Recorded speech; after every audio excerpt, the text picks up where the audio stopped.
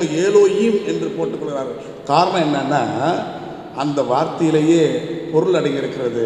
அவர் ஒரு ஆற்றலுக்கு உட்பட்டவர் அல்ல, அவர் ஒரு வரையறைக்கு உட்பட்டவர் அல்ல, அவர் இப்படித்தான் என்று அறுதிட்டு சொல்ல முடியாதவர்.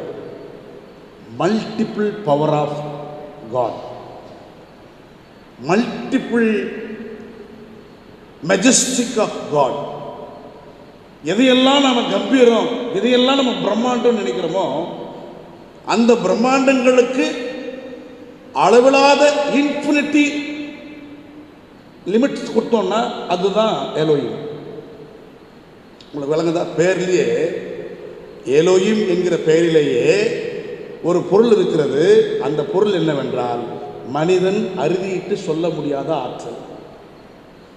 அதனால்தான் அவரை ஆல் மைட்டி காட், அனைத்து ஆற்றலும் பொருந்தி